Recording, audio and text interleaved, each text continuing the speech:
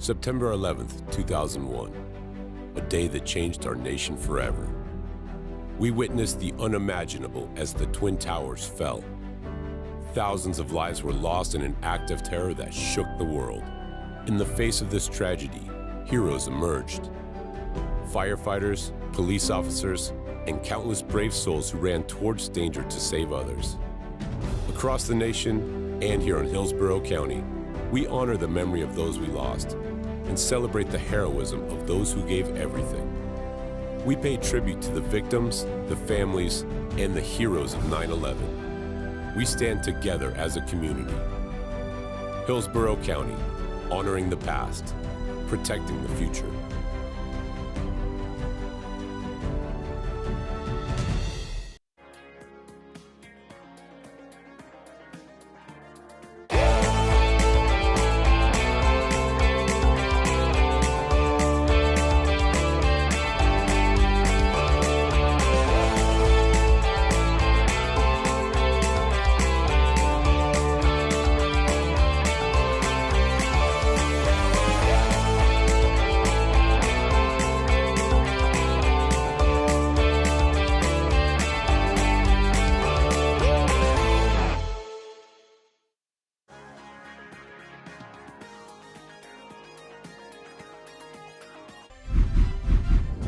In a world where loyal companions await, one place stands as their beacon of hope.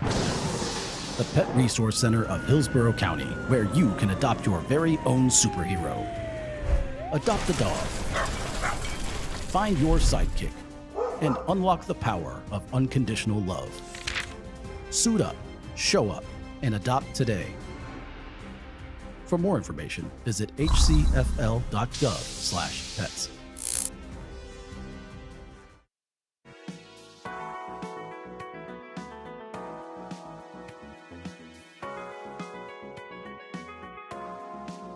So you have now completed your emergency plan for your family. How about a plan for this family member? Protect your pets during a disaster by including them in your family's emergency plan. Start by making your pet a disaster kit. Put all paperwork into a large Ziploc bag, including a picture of you and your pet, your contact information, vaccination information, and special care instructions. In addition, you should pack certain items to help your pet during the emergency. A 7-day supply of food with bowls, a travel crate, and your pet's favorite toy. Remember, shelters are the place of last resort. Your plan should include being far away from the disaster's epicenter. But if you do find yourself at the shelter, know the rules. Once at the shelter, your pet will be placed in a designated animal section. This is for your pet's safety, as well as other shelter residents. Knowing the shelter rules helps everyone stay safe during an emergency. For more information about shelters, their location, rules, and how to get ready for a disaster, go to hcfl.gov/staysafe.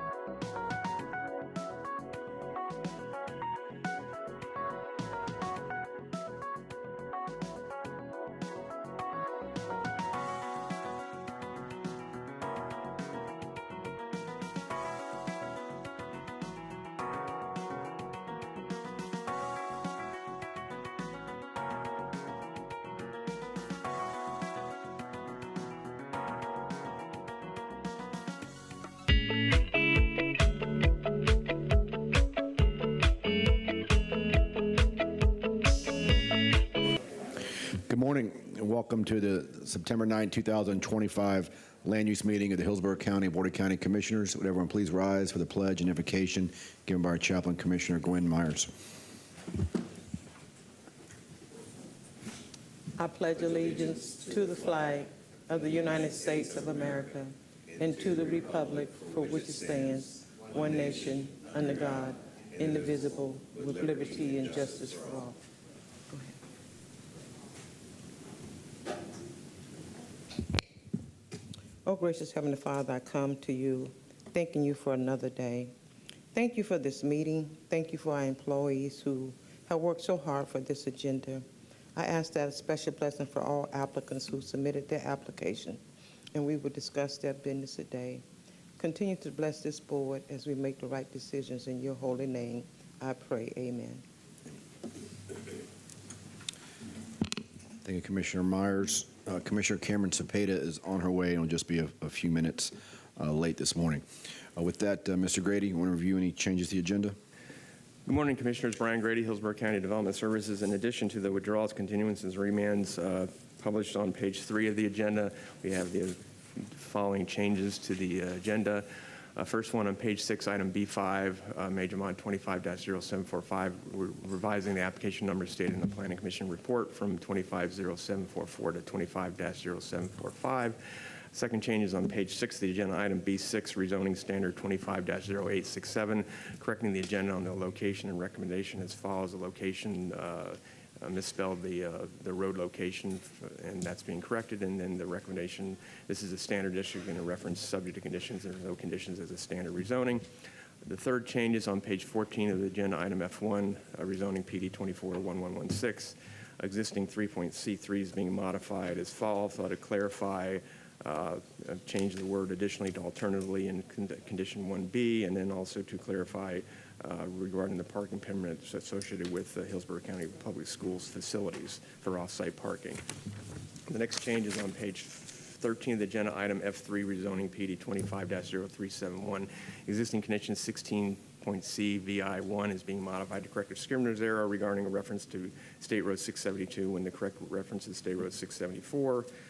Next change is on page 16 of the agenda, item F6, major mod application 25-0694. Revise and report to correct application number from major mod 25-0025 to major mod 25-0695 on pages 11 through 18 of the report, and correct a scrivener's error on condition 15 as follows to change the reference to from West Lambite Street to Alphi Drive. And the final changes on page 17, item G1, B6, RZ, PD 24-1147, correcting the agenda reference regarding the Apple community plans for the project. That's all the changes to the agenda. We have a motion to approve the changes. So moved. Second. Motion, Commissioner Wolstel, second, Commissioner Myers. Please record your vote on changes to the agenda.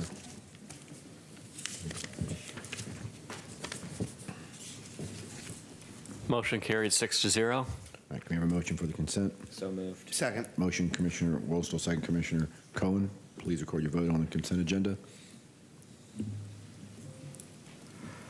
Motion carried 6-0. All right, so anyone that's here for a B item, your application's been approved. If you're planning on testifying today, will you please stand and raise your right hand so the clerk can swear you in?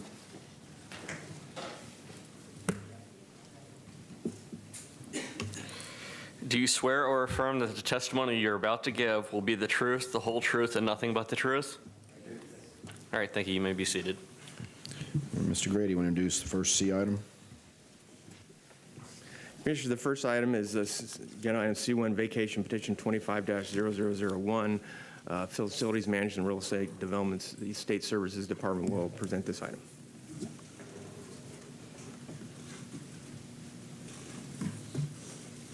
Good morning, Commissioners.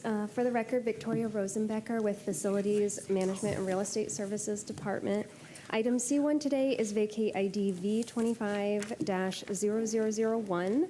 This is a petition by Victor Martinez and Nereda Delgado to vacate a portion of a platted public utility easement located at 9024 Hogan's Bend in East Rural Hillsborough County and consisting of approximately 1,068 square feet.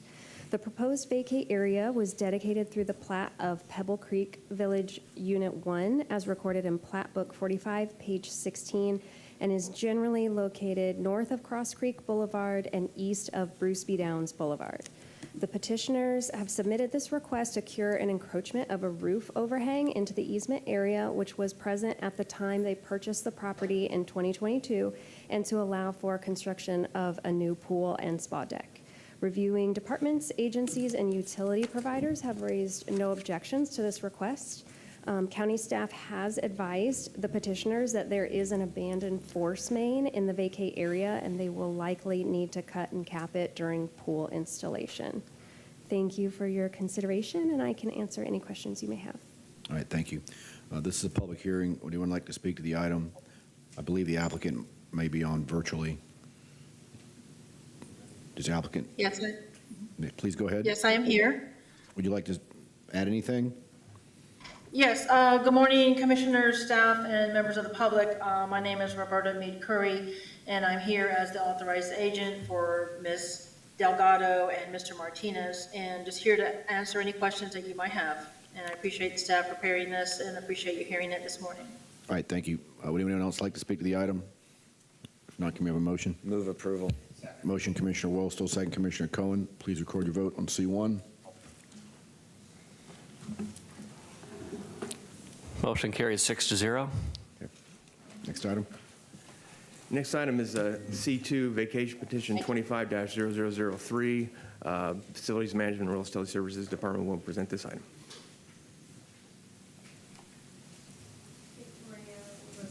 And with Real Estate Services. Item C2 today is vacate ID V25-0003. This is a petition by Osmel Martinez to vacate a platted public utility easement located at 6819 Robbinswood Lane in Town and Country and consisting of approximately 669.46 square feet. The proposed vacate area was dedicated through the plat of Town and Country Park Unit Number 24 as recorded in Plat Book 41, page 99, and is generally located east of Hanley Road and west of Johns Road. The petitioner has submitted this request to resolve an encroachment into the easement by a pool constructed by a prior owner, as well as to resolve an open code enforcement case related to the construction of an unpermitted home addition. Pending resolution of this vacate, the petitioner will be required to submit a variance application for setback relief. Reviewing departments, agencies, and utility providers have raised no objections to this request. The petitioner's neighbor to the south did notify staff of a potential objection if their property is affected by the vacation. However, as there are no active or planned utilities in the vacate area, there is no evidence that vacating this easement will have any adverse impacts on their property. Thank you for your consideration, and I can answer any questions you have. All right, thank you. This is a public hearing. Anyone like to speak to this item? If not, can we have a motion? Move approval. Second. Motion, Commissioner Wollstall, second, Commissioner Cohen. Please record your vote on C2. Commissioner Myers? It's lit. Yes, it's lit. But All right, I'll edit the vote for you. Motion carries 6-0. Next item. Commissioners, next item is agenda item C3, vacate petition 25-0006. Facilities Management and Real Estate Services Department will present this item. Victoria Rosenbecker with Real Estate Services. Item C3 today is vacate ID V25-0006. This is a petition by Jessica and Giovanni Calderon to vacate a public platted utility easement located at 4099 Robin Way in Valrico and consisting of approximately 1,276 square feet. The proposed vacate area was dedicated through the plat of Brandon East Subdivision, Unit Number 2, as recorded in Plat Book 45, page 35, and is generally located north of Durant Road and east of South St. Cloud Avenue. The petitioners have submitted this request to allow for the permitting of a swimming pool at the rear of their property. Reviewing departments, agencies, and utility providers have no objections to this request. Thank you for your consideration, and I can answer any questions. All right, this is a public hearing. Anyone like to speak to the item? If not, can we have a motion? Move approval. Motion, Commissioner Wollstall, second, Commissioner Miller. Please record your vote on C3.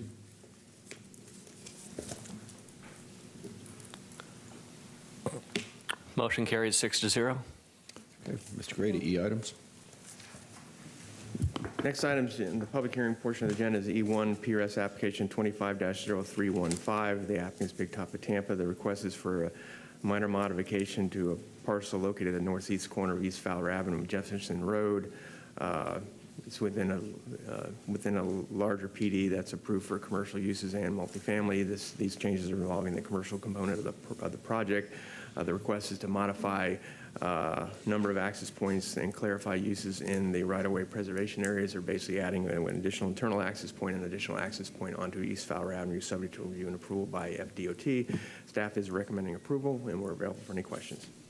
Okay. The applicant here? Good morning. Good morning, Clayton Bricklemeyer with Hillward Henderson for the applicant. You all have a big day, so I will just say Brian did a good job summing that up, and we're available for questions. All right, thank you. Any proponent testimony? Anyone in opposition? All right, can we have a motion? Move approval. Second. Motion, Commissioner Wostel, second Commissioner Myers. Please record your vote on E1.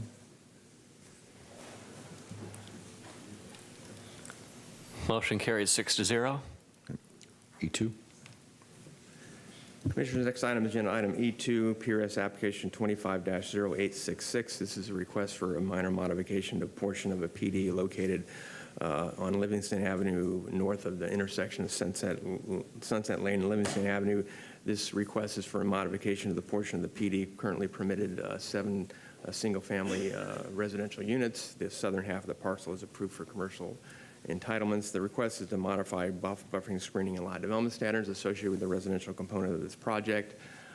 Basically, they're requesting removal of required screening between the residential and the commercial based on environmental constraints, and the other modifications are dealing with a buffer around a single-family lot that's not part of the PD. Currently, it's conditioned to require that buffer to be platted as part of the lot. They're requesting it be included as part of the lot size to address compatibility. They're maintaining the same or more stringent setbacks than would be required if that buffer was not part of the lot. So based on that, staff is recommending approval. They're also modifying setbacks along Livingston Avenue. Again, staff is recommending approval. We're available for any questions. Thank you. All right, thank you. Is the applicant here? Please come forward.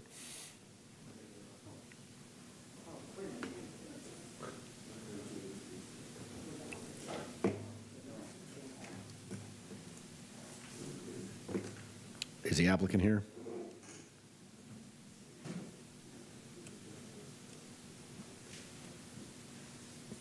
Staff want to add anything? We had communicated yesterday and emailed the applicant advising of the meeting, so do not know why they're not here. Why don't we continue it to the last item of the day and see if the applicant shows up? All right, can we have a motion? Move to continue. Motion, Commissioner Wostel, second Commissioner Miller.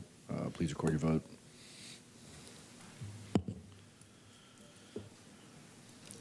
Motion carries 6-0. E3.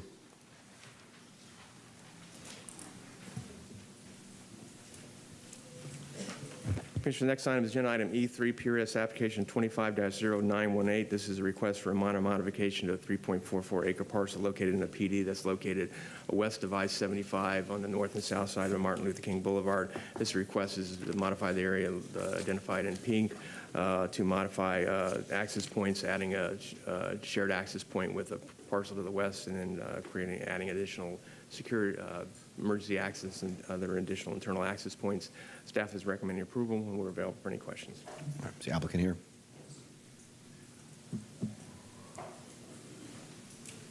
Good morning. Good morning. My name is Chad Davis, 100 South Ashley Drive of the law firm of Phelps Dunbar.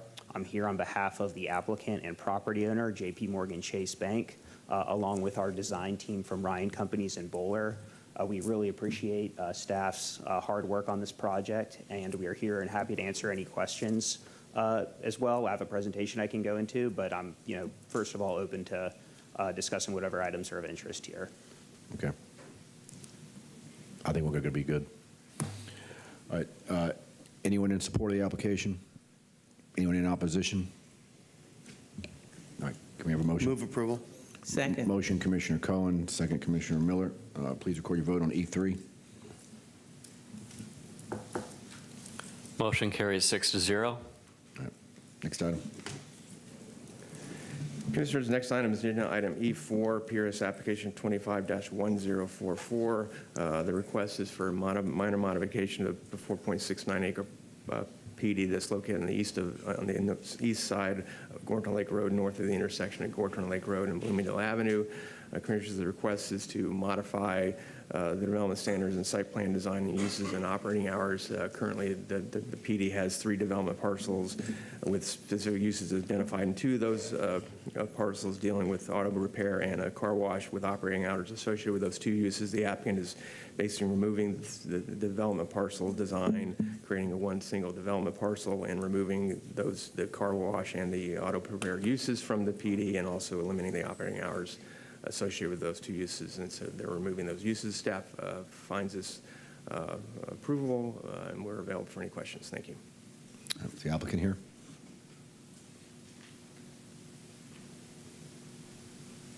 Good morning. Good morning. My name is Patricia Ortiz. I am representing this petition for PRS. The site is located in the Brandon community, east and south of the I-4 US 301 interchange. It's about 4.7 acres in size.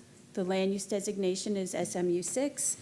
The approved PD, PD 210867, allowed for 15,911 square feet of retail uses on 4 development lots. We are proposing the same building square footage, but we are condensing that into a single building of 2 stories and 30 feet of height. We are removing the car wash use and the motor vehicle repair use, as well as the medical office and medical related sales. So essentially, this request seeks to reconfigure the site with lower height, with a lower building coverage ratio and increased building setback. I can answer any questions you might have. Okay, thank you. Thank you. Any proponent testimony? Anyone in opposition? All right, can we have a motion? Move approval. Second. Motion, Commissioner Wellstone, second, Commissioner Myers. Please record your vote.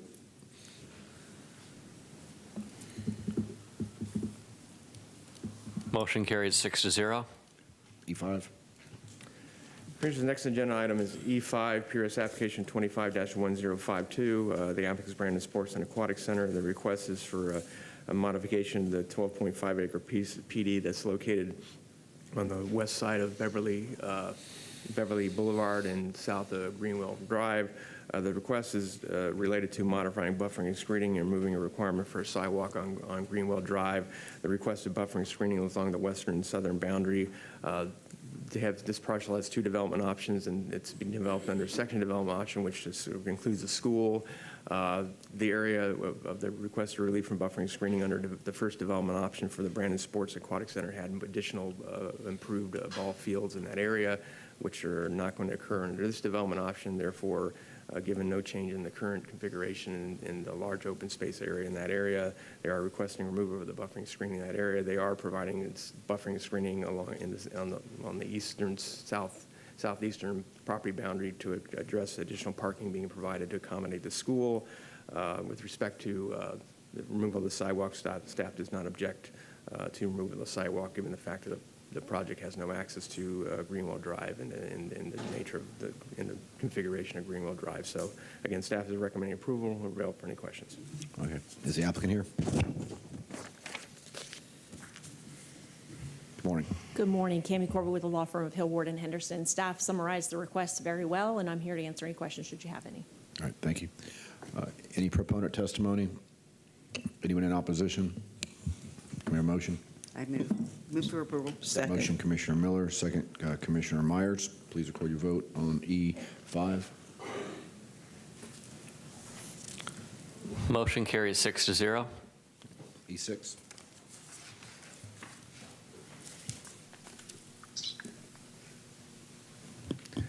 Commissioner, the next item is agenda item E6 is PRS application 25-1056. This is a request to modify a 3.94 acre plan development. It's located on the north side of US 92. Commissioners, the request is to modify or remove a requirement for a sidewalk on US 92 that fronts the project. We received a non-objection comment from FDOT and therefore recommending approval of the request. Available for any questions. Thank you. Okay, I believe the applicant is virtual. Yes. Go ahead, sir. Hi, my name is Sunny Sia, and I'm the property owner of the mentioned parcel. We're developing a self-storage facility for PD, and Brian summarizes very well. So if you have any questions, I'm ready to answer. Okay, thank you, sir. Anyone here in support of the application? Anyone in opposition? Can we have a motion? Move for approval. Second. Motion, Commissioner Miller, second Commissioner Myers. Please record your vote on E6. Motion carried 7-0. E7. Commissioners, agenda item E7, PRS application 25-1183. The request is for a minor modification to an 18.23 acre parcel currently is occupied by the Brandon Regional Hospital. The request is to increase entitlements and modify the site plan design to accommodate additional proposed changes and expansion of the facility. Staff is recommending approval and we're available for any questions. Okay, the applicant here. Good morning, sir.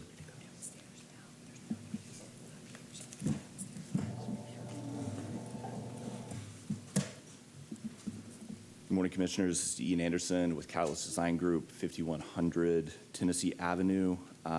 We are representing Galen Care, Inc., which is the owner of the HCA Florida Brandon Hospital. I'm here to answer any questions, and that is all.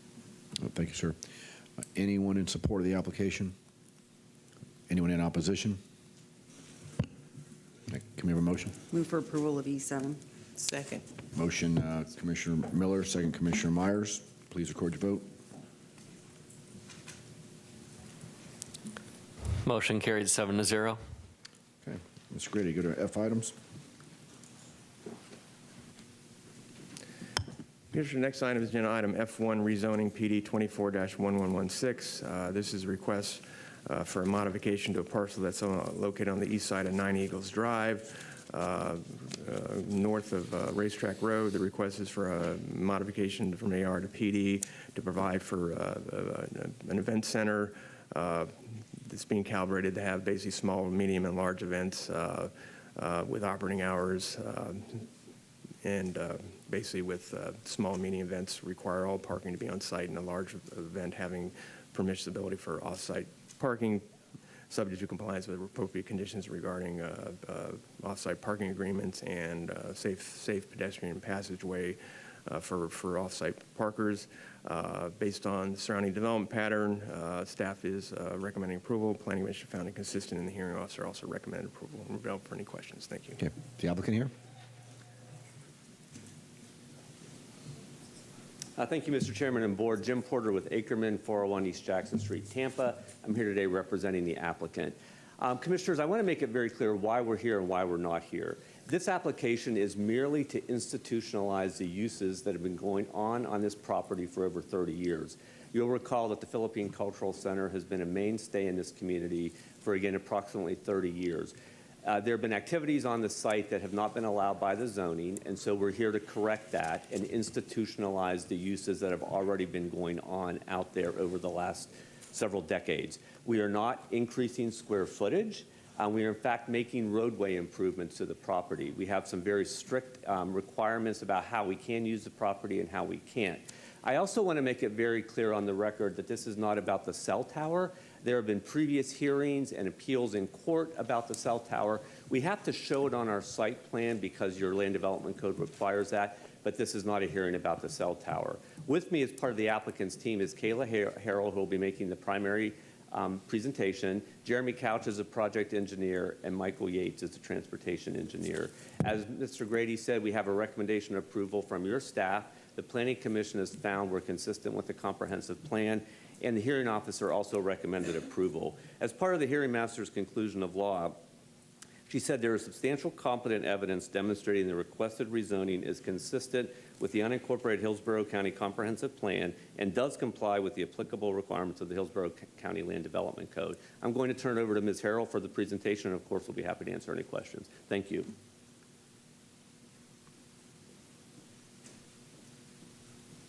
Good morning. Good morning, Commissioners. Thank you for allowing us to be here today. My name is Kayla Harrell. I am a land use planner with Tampa Civil Design. I have been sworn.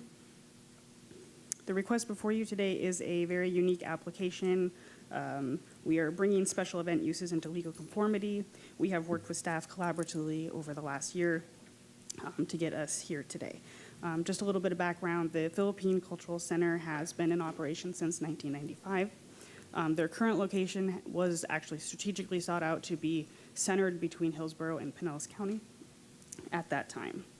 The Philippine Cultural Center also promotes the county's goals of accommodating diverse cultural institutions and community centers that enhance the quality of life. With me here today is Jim Porter, Michael Yates, and Jeremy Couch with Tampa Civil Design as well. Thank you. This is an aerial of the property. It is approximately 10 acres in size. It gains access from 9 Eagles Road. It is in the northwest Hillsborough County. Residential is closest 70 feet to the east. We are surrounded by undevelopable land, which is the CDD, the West Chase CDD. Surrounding areas made up of neighborhood mixed uses, residential to the east and the west, schools and commercial to the south. We do have a split future land use, which is R2, which is 8.7 acres. RCP is 1.3 acres. The zoning is agricultural rural, and we are surrounded by planned development. Just a summary of the request here. Again, the property is about 10 acres. We are in the Northwest Hillsborough Community Planning Area. Also within the urban surface area, the request to rezone to PD is to allow for existing non-conforming special event uses occurring at the Cultural Center. We will be constructing a right turn lane at the northern entry point, and the southern access point will be converted to exit only. After all construction, the site will have 105 paved parking spaces and will be able to accommodate up to 317 with grass parking area. This is just an overview of the northern area of the site, just to kind of bring context to how it's set up. This is a southern overview of the site, just to kind of bring context of how the southern building is utilized and how grass parking looks like on the south area. This is an outline of the special event uses that we are requesting. We have indoor and outdoor weddings, high school proms, neighborhood fairs, agricultural stands that are associated with their yearly Phil Fest, and banquet and reception hall. Any cultural facility uses are to remain.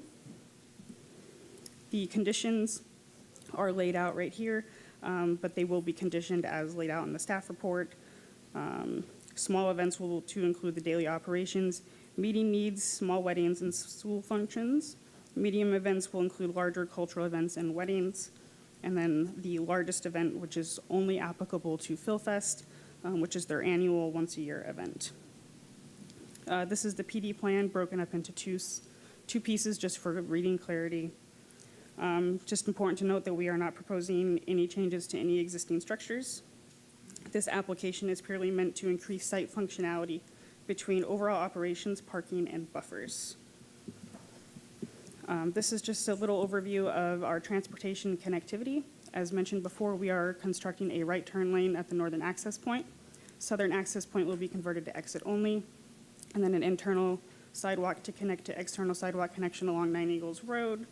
A traffic analysis was also conducted, and we have worked diligently with the county engineer to find our AV, administrative variance, approvable. We do have a couple of variances on this application. A variance from the parking and loading requirements for off-site parking. We are exceeding the 900-foot distance laid out in the code.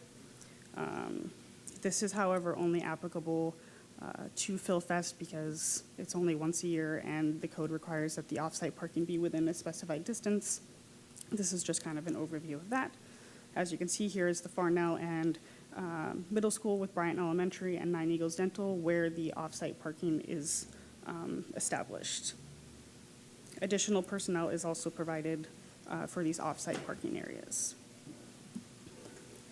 We do also have a buffer variance to the north here that you can see on the north western side of the property, this was approved as a 0-foot buffer with the cell tower. We are requesting a variance to the south and the southeastern here. The 6.9 is on the south and then 9 feet on the east. These do not currently meet the current buffers because they were not required at the time of original site plan and permitting, but all other buffers will meet the land development code. We did also meet with the neighbors in April, and we discussed their concerns, and we brought in everything kind of ahead, and after we met with them, we agreed on enhancing the buffer to the east, where you can see out here outlined in yellow. This is a proposed enhanced buffer that will include extra vegetation, red cedar trees, and a 6-foot solid fence. That is what we agreed on after this feedback. This is just an overview of what the current buffer looks like that we will be enhancing on the eastern side that is closest to the residential properties to the east. Overall, we were found compatible by staff and by the ZHM, and these are just a couple of objectives and policies that we are compatible with within the Land Development Code and Comprehensive Plan. That concludes my presentation. Thank you. All right, thank you. At this time, proponent testimony. Anyone in support? I believe we have Donald online. Okay, hold on. We'll get to hear from those in the audience first. We've got a total of 10 minutes. Good morning, sir. Good morning, Hillsborough County Board of Commissioners. It's nice to see you all again. My name is Jose Omila. I'm one of the founding board of directors of the Philippine Cultural Foundation, and also a member of the Mayor's Asian American Pacific Islander Advisory Council, which we've seen you here several times. And I'm here today to appeal to you a request for our rezoning, case number PD 241116. When we formed our foundation in the early 90s, we chose to have our dream property, cultural center within the Hillsborough County area, as we believe that this location where we are today is the most beneficial for all Filipino Americans and Hillsborough County within the Tampa Bay area. Today, our foundation consists of 20 Philippine organizations working together as one big family in preserving the Philippine culture and traditions for generations to come. We have accomplished a lot since the founding, acquired a 10-acre property which we're very proud of, and even managed to build a Philippine Center and organize an annual 3-day festival called PhilFest, now attended by between 9,000 to 10,000 people every year, filling up 5 hotels nearby. And Florida and beyond people coming in from Atlanta as far as Los Angeles, Chicago, and kindly by the county and the city has recognized and permitted us to have this event year after year with no problem. All these years, Filipino-American organizations work together in holding Philippine events and endless fundraising. Unfortunately, even with all our combined efforts, we are always short in paying up for the upkeep of our beautiful property. So as much as we try it so hard. Today, the Philippine Cultural Foundation is the pride of the city of Tampa and the state of Florida. We have contributed a lot to the economy of the city and the county. We have a folkloric dance company from the Philippines, all based people, Filipino Americans here. We also have a bamboo orchestra, which is the pride of the state of Florida, a Philippine choral group, and we have entertained schools, visited private facilities for the elderly and even the veterans. We have a cultural center that has produced many Philippine events, from weddings to concerts to art exhibits, painting classes, lectures, and language classes. For the last couple of years, developers have offered us exuberant prices to buy our property and build an upper-class apartment and condominiums. We decline. Then we get never-ending complaints from some of our neighbors that we have regular outdoor events all year round, which is absolutely not true. Another complaint was that we could hear the loud music 7 days a week. Absolutely not true. And true, ladies and gentlemen, with these events and parties, Our center, once you close the door, is soundproof. And we know that from all the police that comes after a complaint has been received, and they said, we can't even hear you from the outside. The center is soundproof, and we have our outdoor event, Field Fest, once a year, which is with the permission of the city. That is why we are here today, to ask you to approve our application for rezoning so that we will be able to continue and rent our property not only to Filipino Americans and be one of service not only to the Filipinos but to our friendly neighbors, to many schools who love our place for their proms along the Hillsborough County, and to other Asian organizations, and to continue to contribute to the economy of Hillsborough County, filling up 5 hotels, as I've said, in Oldsmar area for our events and yearly festival. Allow us to open our doors and help us pay for all our monthly expenses to keep our center and property an asset to Hillsborough County for many, many years to come. Thank you very much for allowing me to present our case, and we hope we have a good news. Thank you. Thank you, sir. Anyone else in the audience that want to speak in support?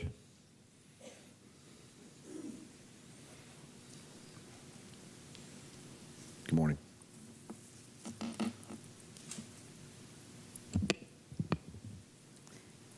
Good morning, Board of County Commissioner and distinguished guests. My name is Vivian Furigay-Dajan. I serve as the Senior Vice Chairman and Business Executive Director of the Philippine Cultural Foundation and the Bayanihan Arts and Events Center, or the PCFI. Lately, we received several inquiries based on misinformation. One person even has said, so this is about building a tower on your property. Let me be very clear, this is not about the tower. What I'm here to talk about is something far more serious, a long, stressful, painful pattern of harassment and disappointing scrutiny of our organization has faced years. It started far back as 2002, 2005, but things escalated in 2012. That year, we were taken to court. I began receiving anonymous threatening phone calls telling us to pack up and leave. We started getting repeated unsolicited offers to buy our land. In my opinion, they're interested in our property. During PhilFest, our annual cultural celebration, people have tried to shut us down by 10 p.m. Excuse me, ma'am. I hate to interrupt, but can I get your full name? Vivian Furigay-Dajan. How do you spell the last name? F-U-R-I-G-A-Y hyphenated Dajan, D-U-D-G-E-O-N.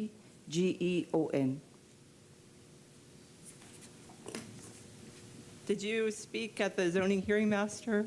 No, ma'am. Or have you submitted any letter or documentation? I did. What was the date and the nature of that?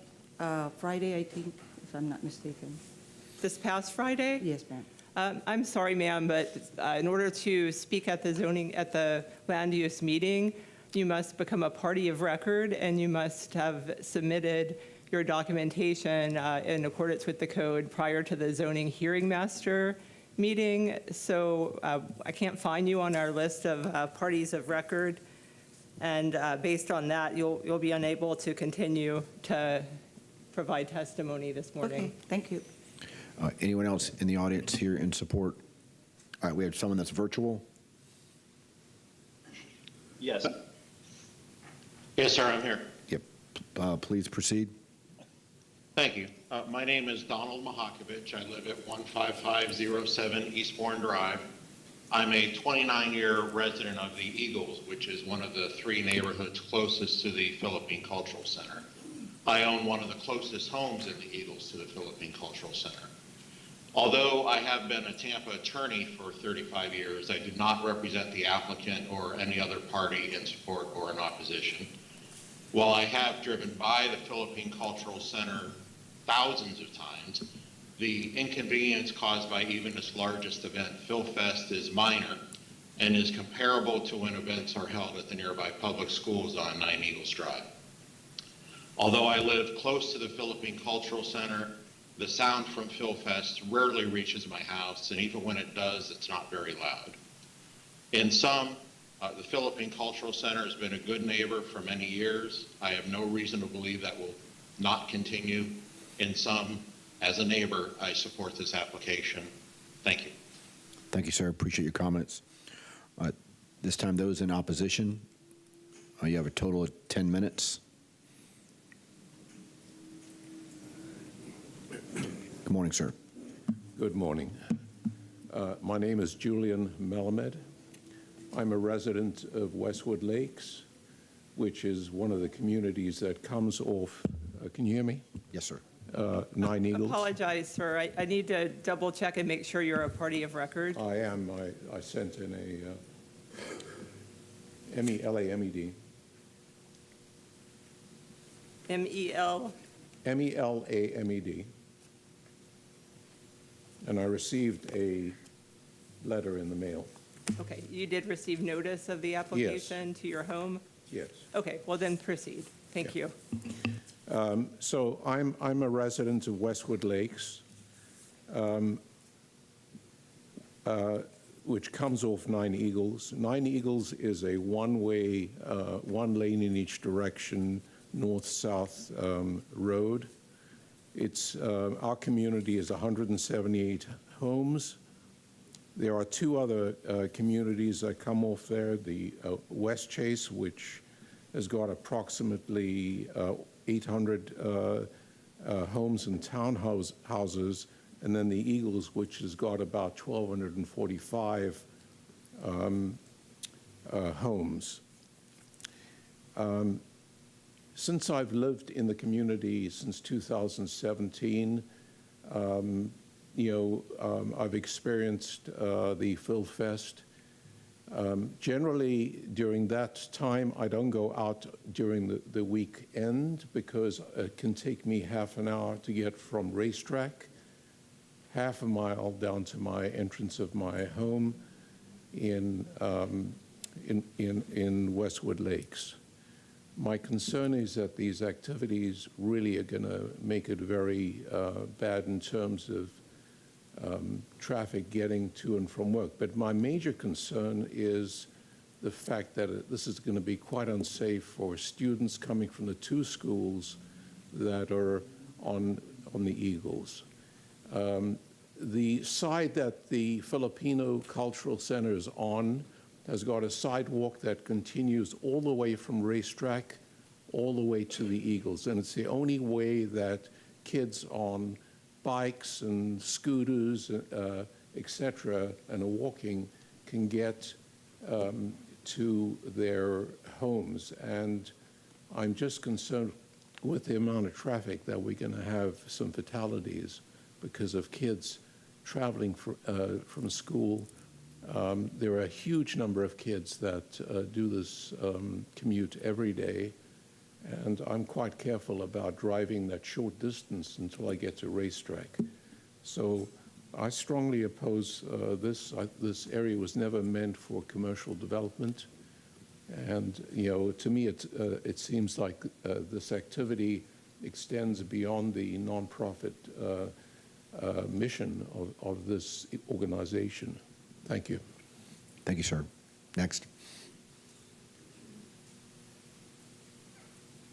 Hello, my name is Amanda Sifter. I'm a resident of Water Chase at 12016 Meridian Point Drive. Good morning, Commissioners. Our neighborhoods and our children will continue to suffer adverse effects from the increased noise and increased traffic if this request is granted without modifications.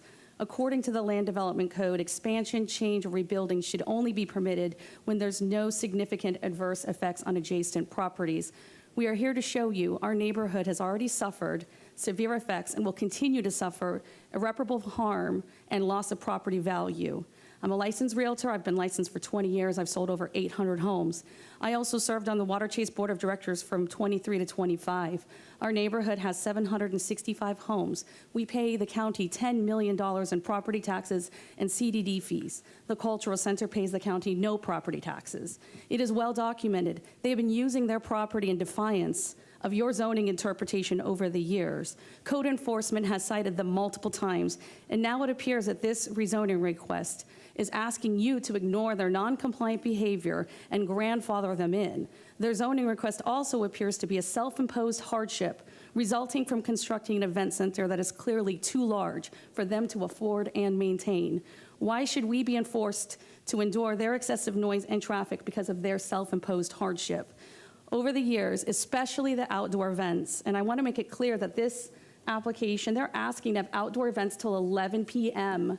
daily. I'm not saying that we'll have them every day, but they're asking to have them every day. Will create excessive noise for our neighbors. We have documented complaints of windows vibrating from the noise. Homes over 2,000 feet away were forced to listen. The last gentleman that said he didn't oppose it lives over a mile away, and he said he could hear the noise from PhilFest.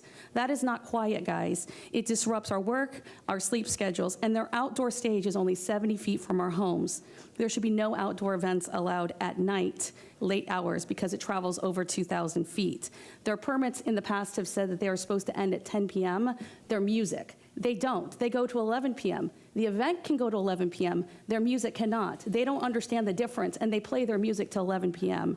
Over the year, they have also hosted hundreds of events without your knowledge. These events have increased in density, intensity, and they create noise and traffic issues. They have also used your funds, signed state and county documents with conflicting data. They've accepted over $900,000 in grants. Those grants say they're not allowed to rent their land. They've been accepting these funds while violating your zoning interpretation 5 times in 25, 2 times in 24, 1 time in 23, and various times from 2010 to 2012. They actually wrote, their chairman wrote Commissioner Hagan's assistant, Rich Reedy, in 2023, asking for permission to use it for the general public.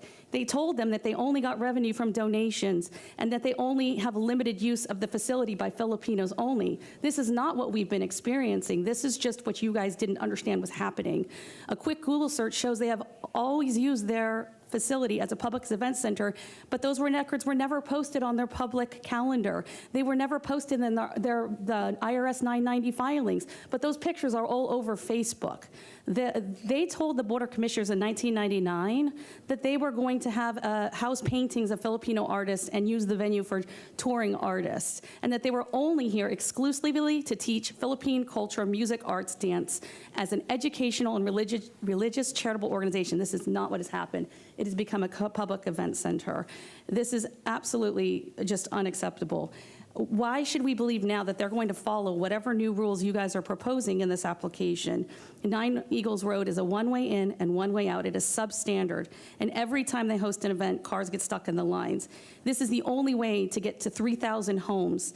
And the other entrance is a 4-mile detour. It serves 2,000 students every day at Mary Bryant. Hundreds of kids ride their bikes every single day there.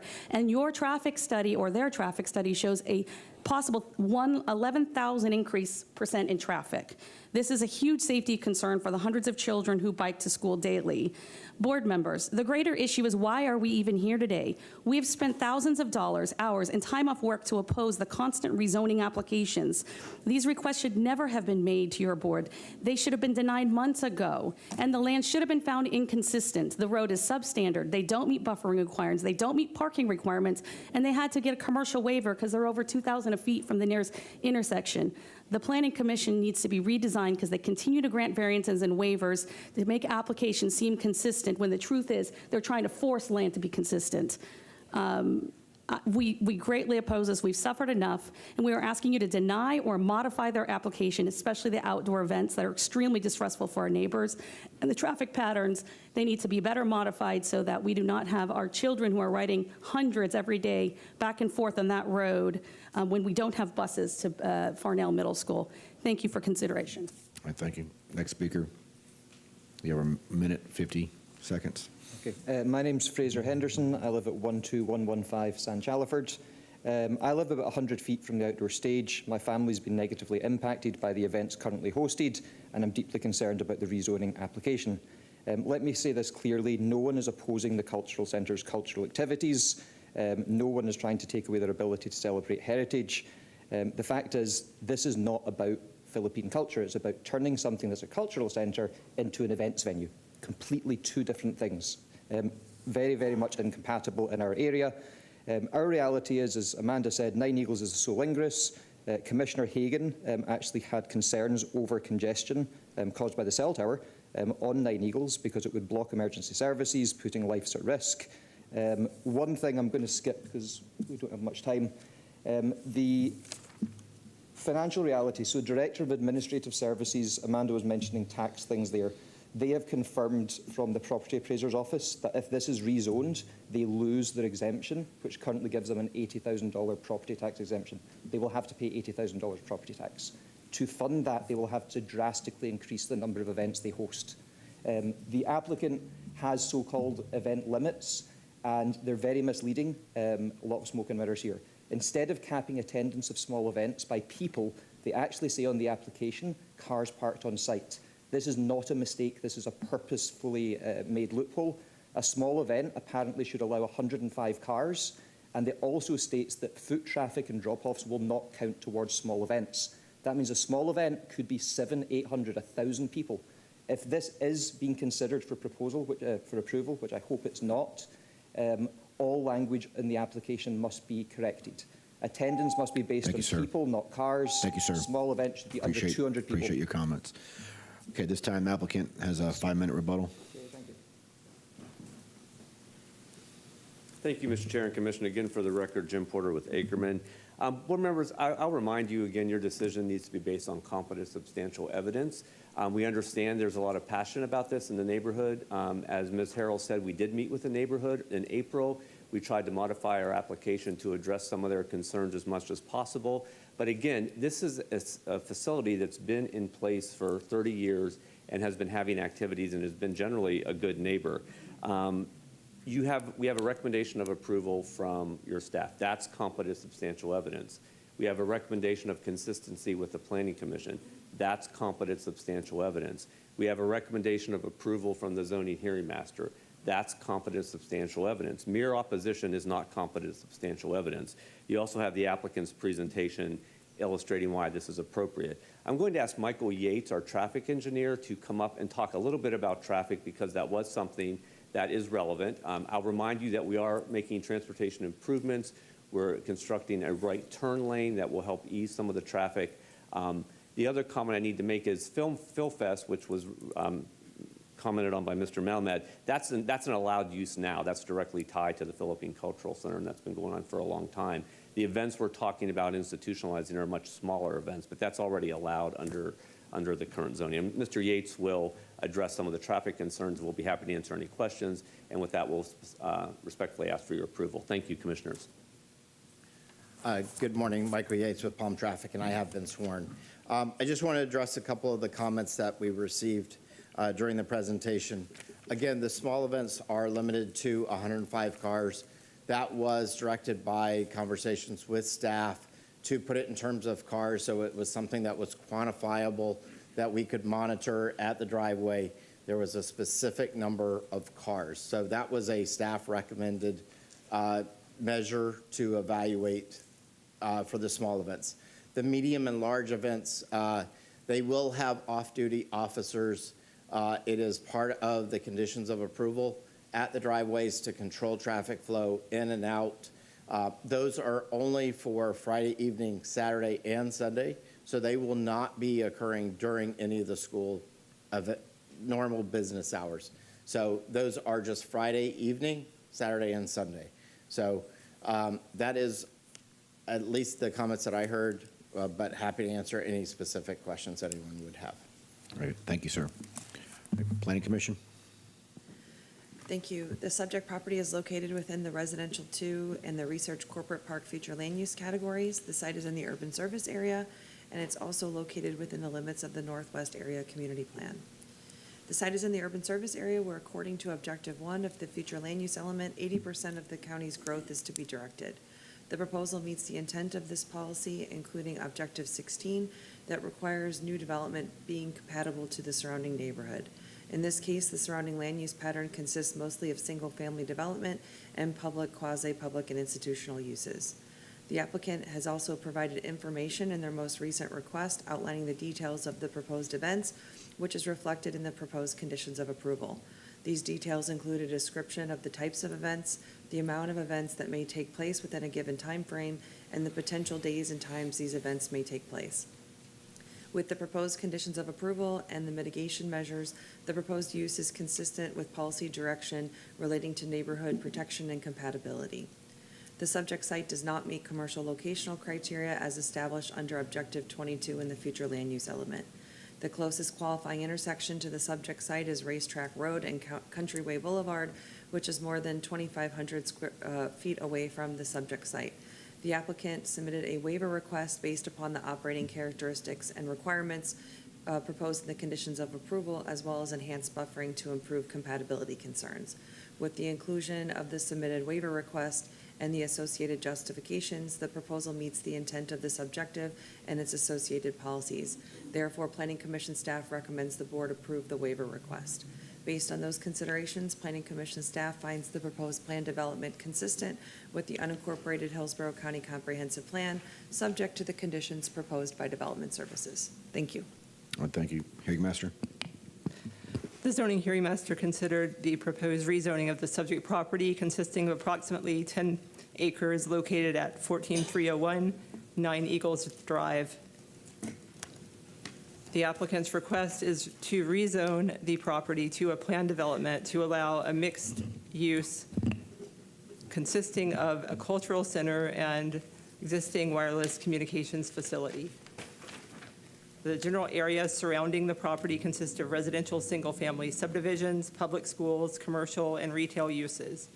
Adjacent properties include an extensive forested area owned by the Water Chase Community Development District to the north and east, a retention pond owned by the CDD to the south, single-family homes to the east of the forested CDD property, single-family homes in an extensive forested area owned by the Homeowners Association at Westwood Lakes to the west across 9 Eagles Drive. The applicant has proposed restrictions on the size, frequency, and operating hours of events as set out in the Development Services Department staff report.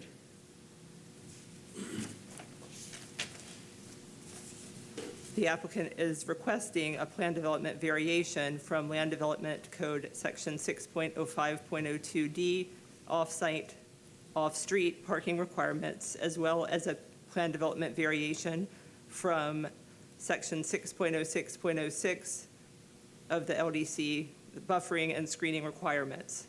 The applicant has requested an administrative variance to waive substandard roadway improvements on 9 Eagles Drive, which the county engineer found approvable. The Development Services Department has reviewed and finds the request to be approvable, subject to the conditions set forth in the staff report. The zoning hearing master concluded with the recommendation of approval. All right, thank you. What's the pleasure of the board? Commissioner Wallstrom. Thank you, Mr. Chair. I did want to speak to a couple of things. First, the applicant has a very good, strong-voiced attorney, but a lot of that sentiment directed at us, there is the reminder that we are the ones that are the finders of approval on a variance, and I don't believe that a threatening tone should be considered on what we weigh in judgment, which is deemed acceptable for a variance. I would like to add that I deeply appreciate the Filipino community and their contributions to our society. I do believe, though, that there is a limit to the extent of what can be deemed an unnecessary hardship in the variance approval process.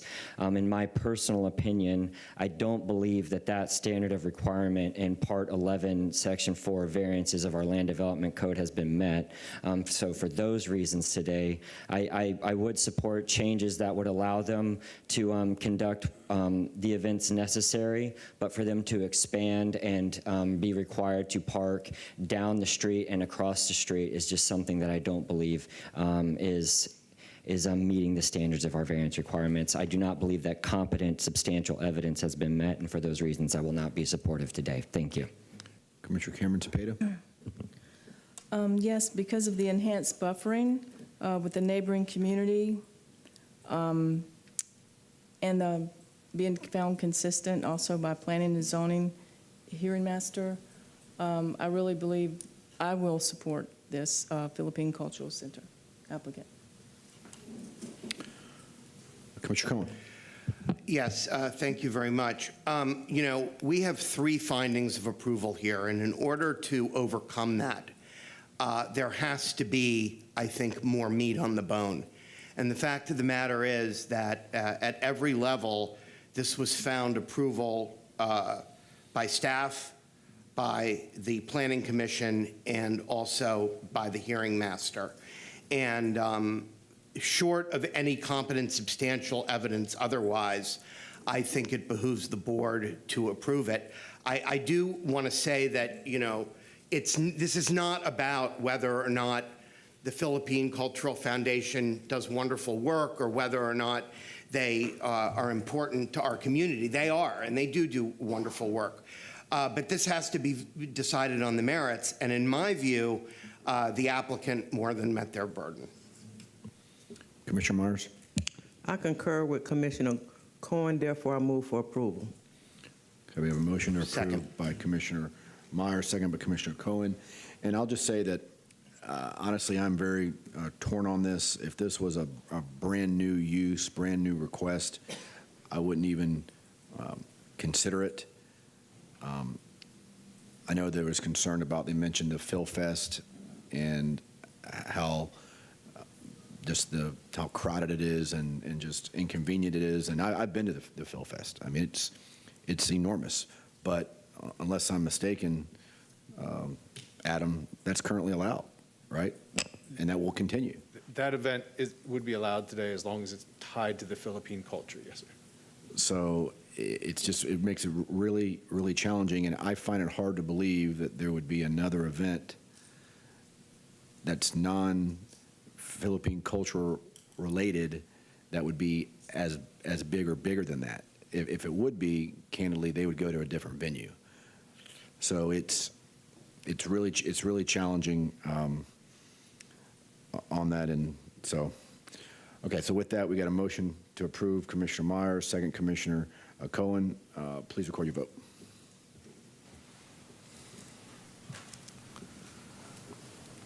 Motion carried 5-2. Chair Hagan and Commissioner Wostel voted no. Okay. Thank you, everyone, for coming down. Next item. Next item, agenda item F2, rezoning PD 24-1155. The request is for rezoning from ASC 1 to a planned development for a 5.0 acre parcel that's located on the west side of Anna Drive, north of US 92, and east of the interchange of I-4 and I-75. The request is for a residential facility consisting of 100 residential / beds. Staff did find this approval given the surrounding development pattern. The Planning Commission found it consistent, and the hearing officer also recommended approval. We're available for any questions. Thank you. Is the applicant here? Good morning, sir. Good morning, Mr. Chairman, Commissioners. Todd Pressman, 200 2nd Avenue South, number 451 in St. Petersburg.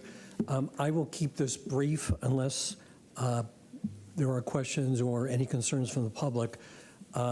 We are in the Sefner Mango area. It's a 5.06 acre site located at the I-4 and 75 interchange, is indicated by the property appraiser. This is for a professional residential facility.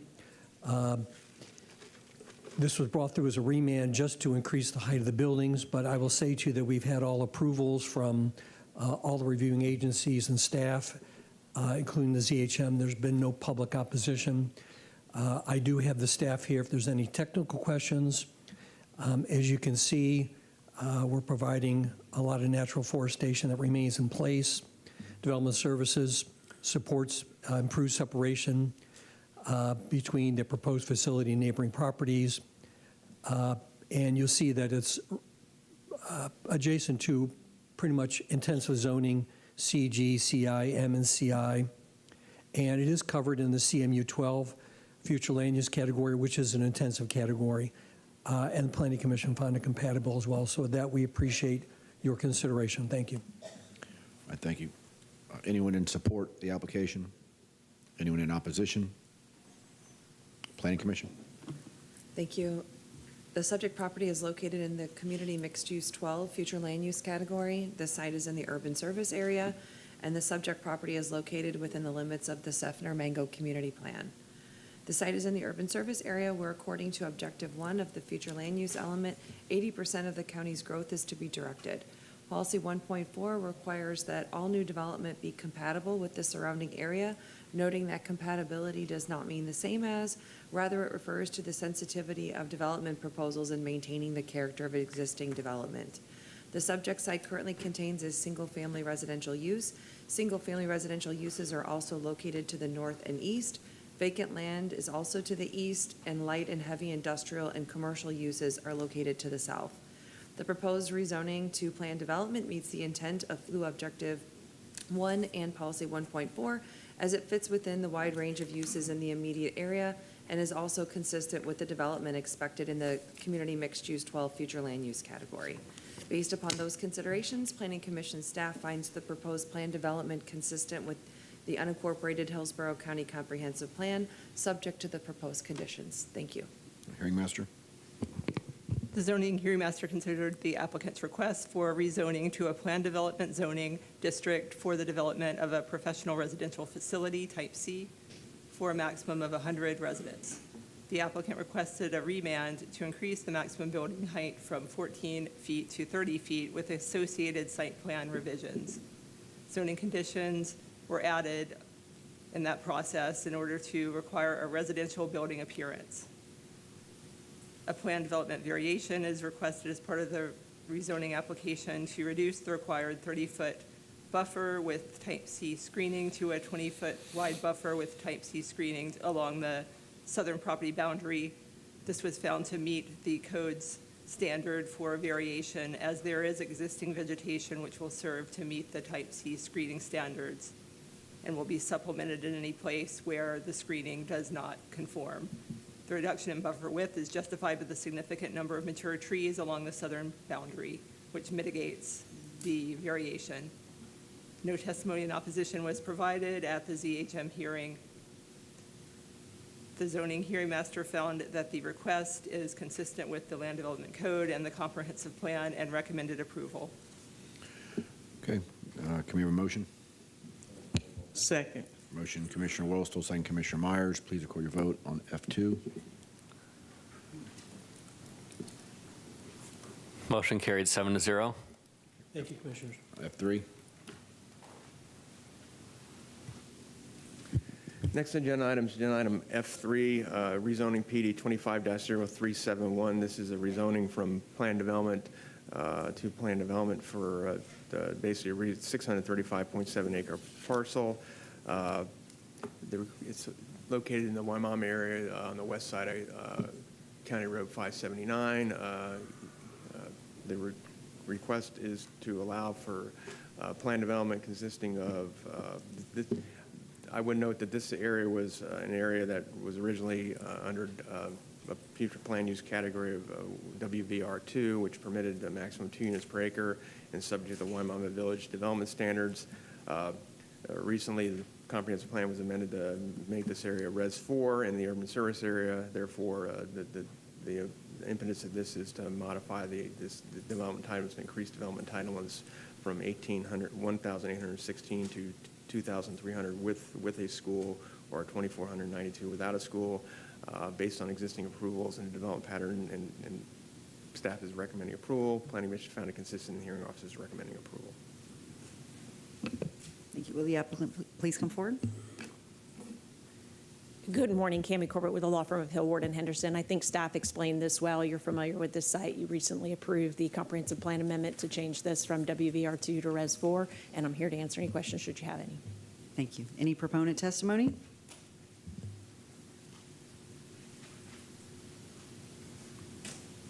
Is there any online?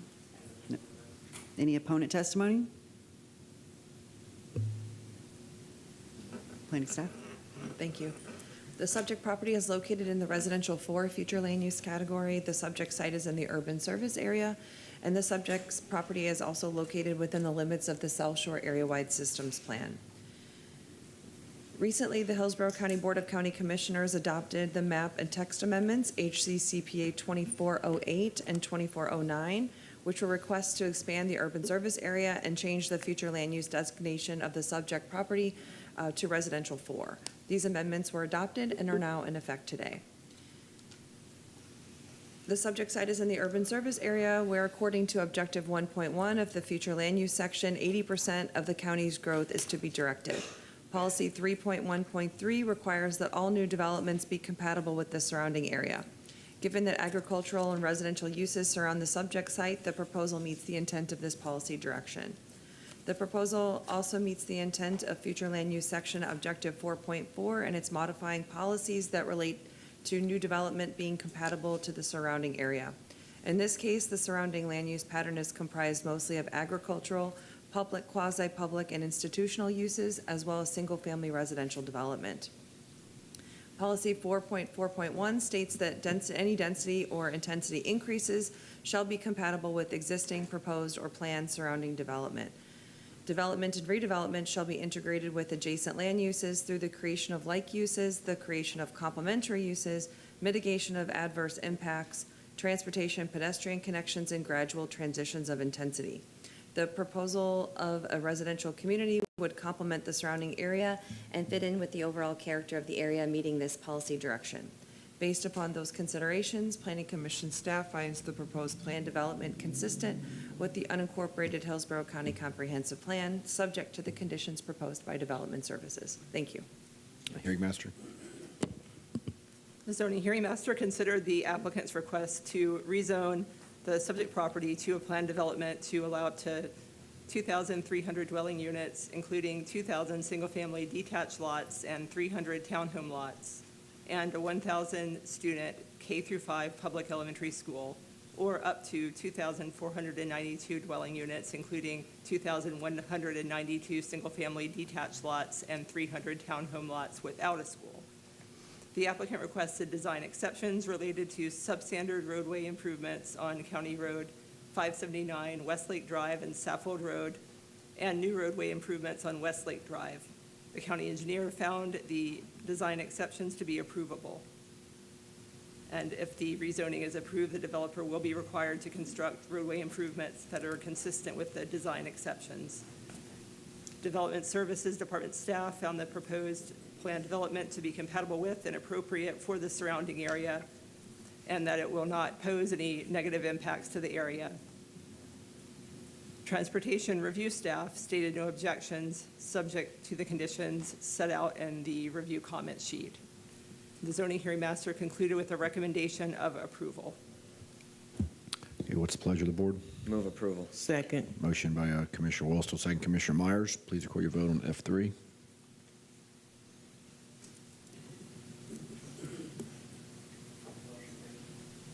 Motion carried 7-0. F4. Commissioners, next application is F4, rezoning PD 25-0469. The request is to rezone a 506.69 acre, more or less, parcel that's located on the east and west side of County Road 579 and the Wimauma area. The request is rezoned to planned development to accommodate 1,600 units consisting of single-family and townhomes, and also allowance for K-8 school. Like the previous application, this was an area that was in a WVR2 plan category and was previously limited to 2 units per acre. It is now in Res 4 plan category in the urban service area. Staff did find this request approvable. Planning Commission found it consistent in the hearing, also recommended approval. We're available for any questions. Okay. Applicant here.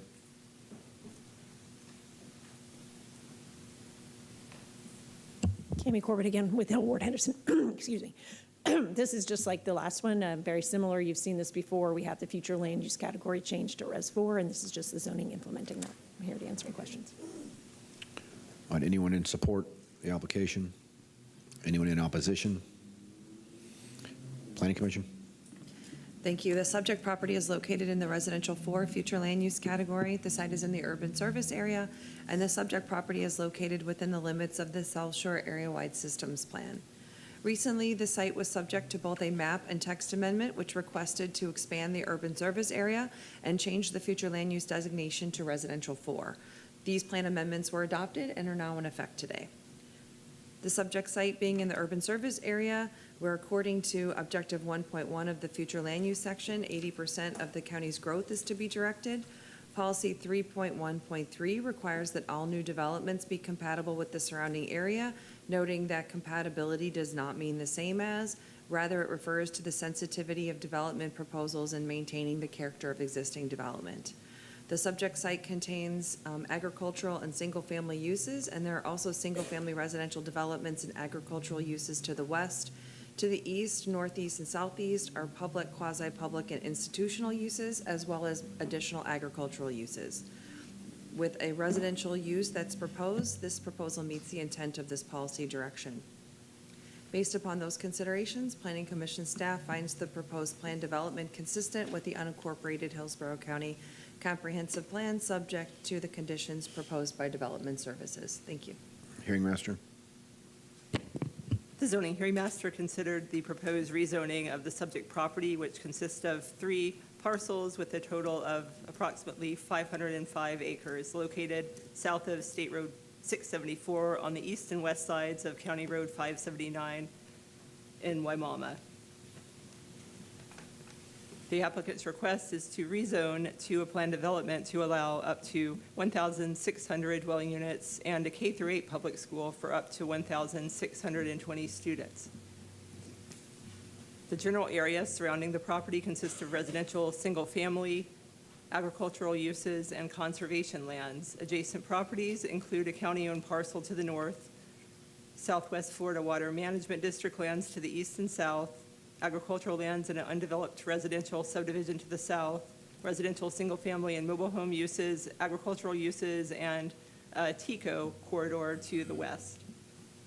Development Services Department staff found no compatibility concerns with the proposed rezoning and concluded that the proposed plan development is approvable with the conditions of the staff report.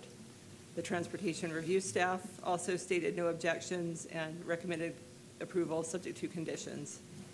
All right, what's the pledge of the board? Move approval. Motion, Commissioner Cohen, second, Commissioner Wostel. Please record your vote on F4. Motion carried 7-0. Next item. Next item is agenda item F5, rezoning PD 25-0587. This is a request by University Community Hospital that's located at the southeast corner of Dale Mary Highway and Hamilton Avenue. The request is to, they're adding additional parcel within the hospital complex to provide for additional parking in the form of a parking garage, which being on the north side, is the northernmost parcel in this configuration. Again, on the north side of Hamilton Avenue is the additional parcel being added to the PD, again, to accommodate parking garage. Based on mitigation measures regarding buffering and screening and building design commitments by the applicant, given nearby residentials in the north and east of the parking garage, staff did find this compatible. Planning Commission found it consistent, and the hearing officer recommended approval, and we're available for any questions. Thank you. The applicant here. I got a message that the applicant for F5 is on their way, so they're not here yet. So. All right, let's continue it to the last item. So moved. Second. Motion, Commissioner Walsall, second, Commissioner Myers. Please record your vote. Motion carried 7-0. F6. Next item then is agenda item F6, major mod application 25-0694. This is a request to rezone a major modification of existing PD that's located on the east side of Alphi Drive, northeast of Riverview Drive. The request is to modify the property currently permitted assisted living facility and 3 residential lots to a PD for a 27-lot subdivision. Based on surrounding development pattern and proposed project design as outlined in the site plan. Staff is recommending approval. Planning Commission found it consistent, and the hearing officer also recommended approval. Staff is available for any questions. Thank you. All right, thank you. The applicant here. Good morning, Cammie Corbett with the law firm of Hillward and Henderson. Excuse me. I am going to do a brief presentation for this one. I'm representing Mattamy Homes, who's the applicant here. This is a 10-acre site. It's an infill site. You'll see it's Res 4, which is adjacent to Res 6, and then on the other side of the river, you do have some Res 2. We did a density study with respect to this property because we did have concerns about lot size in this general area, but we are very consistent with the density that is in the surrounding area. We are proposing 2.55 dwelling units to the acre, even though the maximum is 4. We have residential density of 2.5, 3.6, and 3.18 in the surrounding area. And we're just east of 301 inside the urban service boundary. This is the existing planned development. This site is approved for development. It's a 60-bed assisted living facility with 3 single-family lots located on the river, and you can see impacts to the wetland conservation area and to the river on the eastern portion of the site. This was our initial submittal. We had 33 single-family lots. And a loop road. We had a lot more pavement. And then this is our site plan now, and you can see that we have limited the impacts on the eastern side of the site where the wetlands and the river are located. We've provided a type B 10-foot perimeter buffer on the north, and on the south you can see our stormwater pond is located, is 125 feet from the nearest home. So we've provided buffering there. So our impacts are very internal, and you can see where the residential lots are on the north, you can see that they're abutting residential zone property, but no actual homes, they're just driveways. We have committed to a very detailed entryway to make sure that that is aesthetically pleasing to the extent that people can see it externally. And we are replacing a 6-inch pipe from Church to Riverview, and we are extending sewer from Providence, so we will be served by water and sewer here. This is an example of some of the product that Mattamy builds. They do a very nice product. And we've been found consistent and compatible with several future land use policies, and we have recommendations of approval from all approving agencies and the zoning hearing master, and we're here to answer any questions should you have any. All right, thank you. Anyone here in support of the application? Anyone in opposition? We do have one on opposition online. Okay. Good morning. Patricia Moore, can you hear us? Yes, I can. Please continue. Please turn your webcam on. Okay. Hi, I did listen to what they just said in regards to the modifications to keep the stormwater and try to keep the impact to the river. So that does sound a little better, because that has been my concern with putting, although they say this is compatible with the number of houses in the area, it is a lot of houses crammed very closely together, but at least they will be a little further off. I do hope that that will help, but it is, and I realize infill is important, but it is a concern to add more houses to this area when most of the lot sizes are much larger than this. Thank you. Thank you, ma'am. Appreciate your comments. This time, applicant can have a rebuttal.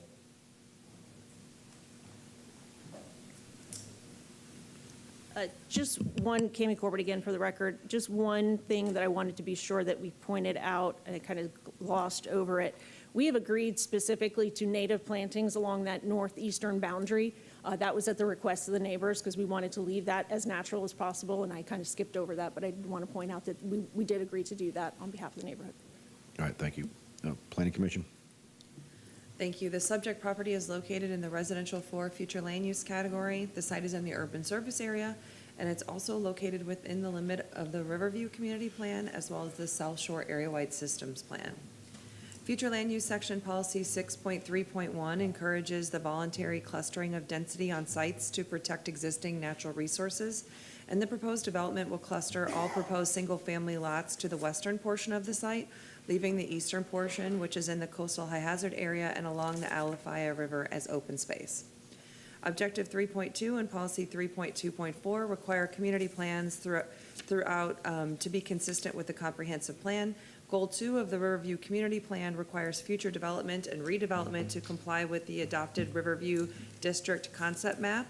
The proposed development meets this vision by proposing residential within the designated residential areas. Additionally, Goal 6 of the Community Plan prioritizes the significance of improved quality, enjoyment, and protection of the Alafaya River and other natural resources such as open space. The proposed development is proposing a density lower than the maximum of 42 units that could be considered under this future land use category, and is proposing clustering the development away from the Alafaya and toward the western portion of the site. Goal 8 of the Riverview Community Plan encourages enhanced recreational and economic opportunities on the Alafaya River particularly non-motorized access. The proposed development includes river access via a 15-foot shared path for the community, which is consistent with the community plan vision. Based upon those considerations, Planning Commission staff finds the proposed modification consistent with the unincorporated Hillsborough County Comprehensive Plan, subject to the conditions proposed by Development Services. Thank you. Hearing master. The zoning hearing master considered a proposed major modification to Plan Development 2013-125, which currently allows for 46,000 square feet of an assisted living facility with up to 60 residents and 3 single-family lots. The proposed modification will remove the assisted living facility entitlements and allow an infill development of up to 27 single-family lots, each with a minimum width of 50 feet and minimum lot size of 6,000 square feet. The applicant is proposing a 10-foot wide landscape buffer and type B screening along the property's north, south, and west boundaries, abutting adjacent residential parcels. The Development Services Department has found the request to be approvable subject to conditions. Additionally, the Transportation Reviewer has found it to be approvable as well as administrative variances, which were found to be approvable. The zoning hearing master concluded with a recommendation of approval. All right, what's the pleasure of the board? Move approval. Motion, Commissioner Wallstall, second, Commissioner Cohen. Please record your vote on F6.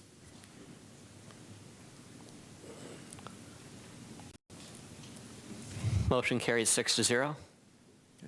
Next item. Commissioners, the next item is the related items, G1A, G1B, and G1C. G1A is a vacated petition 24-0013, so we'll hear from Real Estate Services on that item, then I'll speak to the G1B and G1C items. Morning. Good morning again, Commissioners. Victoria Rosenbecker with Facilities Management and Real Estate Services. Item G1A today is vacate ID V24-0013. This agenda item includes 2 separate items for consideration. First is a petition by LJ Properties, LLP, and Sea Life Restoration Institute to vacate a portion of improved platted public right-of-way, which consists of approximately 0.55 acres. Second is the acceptance of a drainage easement over the vacate area. The proposed vacate area was dedicated through the plat of map of Ruskin Colony Farms as recorded in Plat Book 5, page 63, and is generally located south of 19th Avenue Northeast and west of 24th Street Northeast in Ruskin. The petitioners have submitted this request to facilitate the creation of a planned unit development with commercial uses, including retail and food and storage, as well as agricultural uses. At the request of county staff, the petitioner is granting a drainage easement over the vacate area to ensure the county's ability to maintain existing drainage infrastructure. Reviewing departments, agencies, and utility providers have raised no objections to this request. Thank you for your consideration, and I can answer any questions. All right, thank you. This is a public hearing. Would anyone like to speak to this item? Good morning, sir. Good morning. Kelvin Reddy with the law firm Gray Robinson on behalf of the applicant, Jay Tanner, who's with me this morning. I think the report, oh, sorry.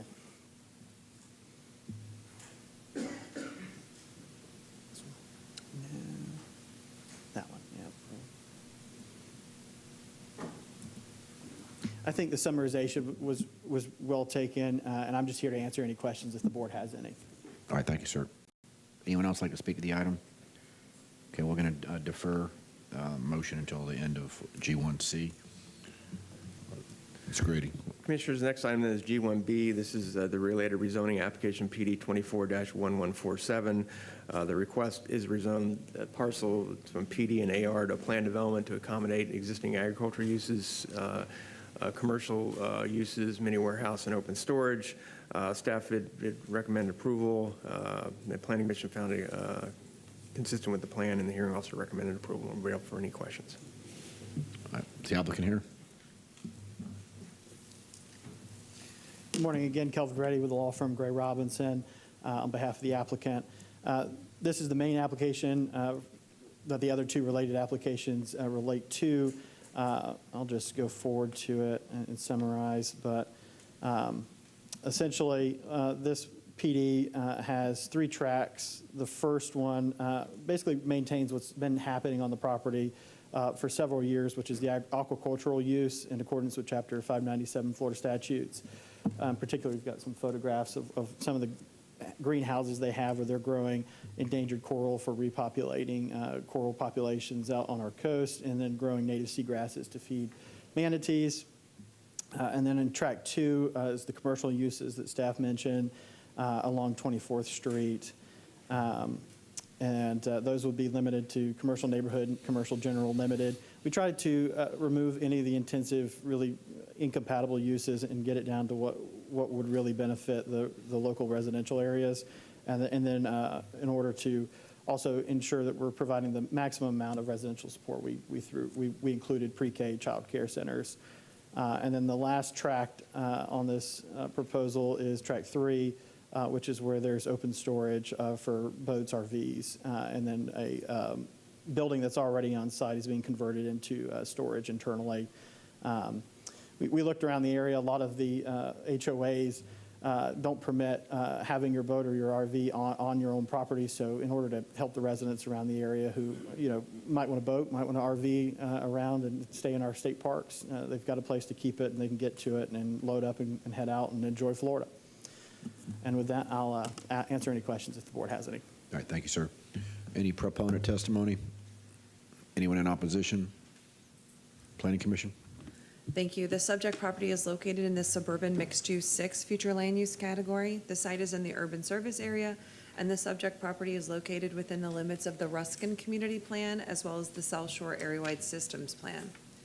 According to Appendix A of the future land use element, the intent of the SMU 6 future land use category is to be urban and suburban in intensity and density of uses. SMU 6 surrounds the subject site as a future land use category, and the proposed plan development meets the intent of this category as it contains a mix of uses, and that's expected for this category. The subject site also meets the intent of Objective 16 of the future land use element and its accompanying policies that relate to neighborhood protection. The applicant has ensured that the open storage component will not be visible off-site by adding screening techniques around the allotted area. The surrounding land use pattern is residential in character, and the proposal offers residential support uses and will not significantly alter that character, nor will it encroach onto the single-family development areas. The subject site does not meet commercial locational criteria. According to Future Land Use Element Policy 2.2, a site in this future land use category must be within 900 feet of the qualifying intersection that includes a 2-lane roadway. The closest qualifying intersection is 19th Avenue, which is a 2-way roadway, and 24th Street, which is also a 2-lane roadway. The distance from the subject site and the closest qualifying intersection is roughly 1,700 feet, as opposed to the required 900. Therefore, it does not meet commercial locational criteria. However, the applicant did request a waiver to commercial locational criteria. Staff recognizes that the applicant has ensured mitigation measures, including enhanced screening for the open storage component and including residential support uses within the plan development proposal. Based upon the provided mitigation measures, Planning Commission staff recommends that the Board of County Commissioners approve the waiver request. Based upon those considerations, Planning Commission staff finds the proposed plan development consistent with the unincorporated Hillsborough County Comprehensive Plan, subject to the conditions proposed by Development Services. Thank you. Thank you. Hearing Master. The zoning hearing master considered the proposed rezoning of the subject property to a mixed-use plan development to allow limited commercial neighborhood and commercial general uses and many warehouse use, and to continue the existing aquacultural use. The applicant has submitted a request for minor modification related to this application. That's 25317, to remove the subject property's eastern portion from the existing PD. There's also an application for a seeking to vacate a public right-of-way that bisects the subject property and is also related. The Development Services Department and the Transportation staff have both found the request to be approvable, subject to the conditions of the staff report, and the zoning hearing master recommended approval. Okay, we'll defer this vote until after G1C. So, Mr. Grady, you need to address the final G item. Yeah, and the final related item is G1C, Commissioners PRS 25-0317, and the purpose of this request is to remove a 2.36 acre parcel that's located within the current PD, to remove that from that PD, so be included in the rezoning that's associated with G1B. Staff is recommending approval, and we're available for any questions. Okay. Applicant need to add anything? This is the last related application, or Kelvin Reddy again, with Gray Robinson on behalf of the applicant. Just to briefly go over, this is just a simple removal from an existing PD 19-0067 of that property that I mentioned was track 2, so that it can be included in the new PD that's being created. We thank you for your consideration of all of these applications, which are all related. Again, we have the recommendation from staff, the approval, and I'm available for any questions. Thank you. Thank you. Anyone here in support? Anyone in opposition? Okay, can we have a motion for G1A, G1B, and G1C? Move approval. Motion, Commissioner Second. Wostel, second Commissioner Myers. Please record your vote. Motion carried 7-0. Mr. Grady? We'll now go back to agenda item E2. It's PRS application 25-0866. Again, this is a modification to a parcel that's located on the east side of Livingston Avenue, 800 feet north of the intersection of Sunset Lane and Livingston Avenue. The request is the PD consists of a commercial component at the corner and then a residential component consisting of 7 single-family lots. The modifications are related to the residential component to modify buffering screening, to remove required screening along the eastern boundary between the residential and the commercial, and to modify the buffer requirement surrounding a parcel not included within the PD to allow that buffer to be included within the lot, and also to modify its setback requirements associated with that, and also along Livingston Avenue. And so staff is finding the request approval, and we're available for any questions. Thank you. Okay, is the applicant here?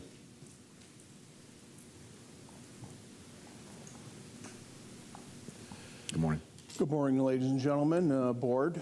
My name is Matt Burrich, 1971 Harding Path, Villages 32162. We're here to hopefully finally get to the finish line.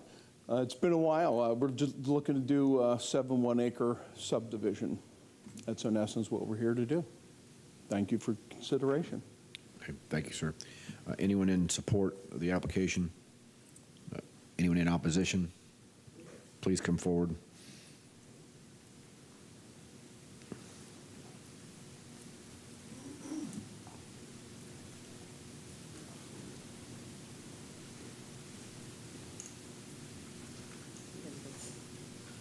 Good morning.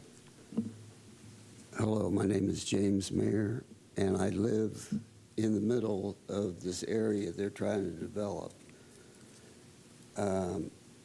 Way back in June of 2006, I was before this board before, and I agreed to what they were wanting to do, but with a 20-foot buffer around my property.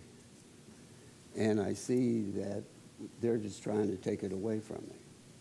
I've maintained this from 2006, and I have no reason to, or they have no reason to take it away from me. And plus, the property they're trying to develop on has a lot of gopher tortoises that they tried to just come in and to take them out. I mean, destroy them. But the Fish and Game shut them down. So that's why this has taken so long to get started. And I feel I've been done an injustice by them trying to take this property away from me after I've landscaped it and maintained it for 19 years. Thank you. Thank you, sir. Next. Good morning. Good morning. My name is Ramona Klingler, and I'm here to talk about this property. How do I get the turtles? Oh, okay. I'm here to talk about several things. One, James Mayer has been living on that property over 40 years. Yes, he has been maintaining it since 2006 with this owner, but before that owner, he also maintained all that property before that. So his property is in the middle, and this other property is all around him. And there are gopher turtles, deers, all different oak trees, et cetera, that are all protected by the state of Florida.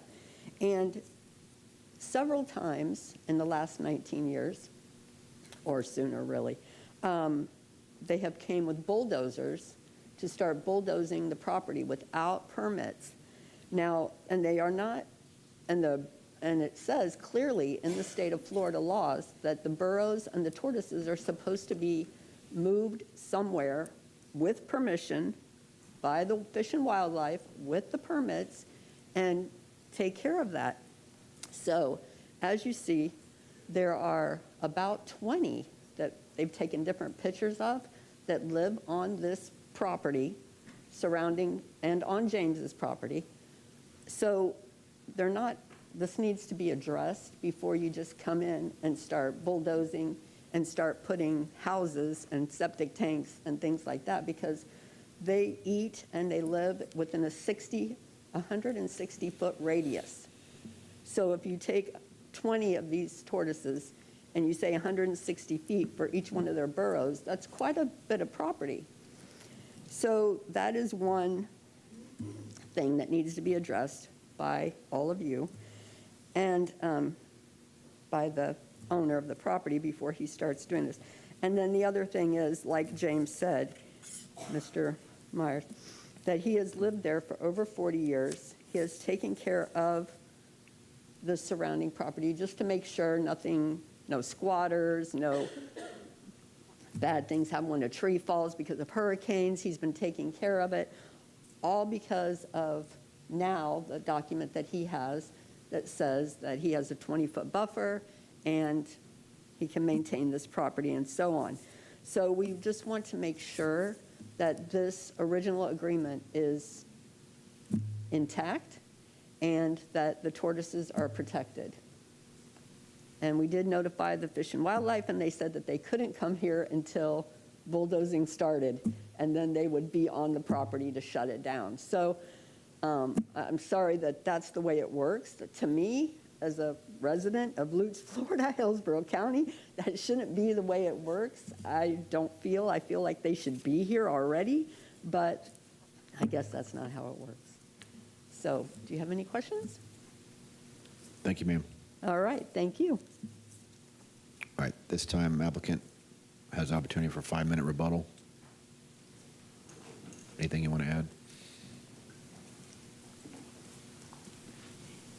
Thanks again, Matt Burrich. Just real quick, we are aware of the gopher tortoises there. We have a turtle survey that was done.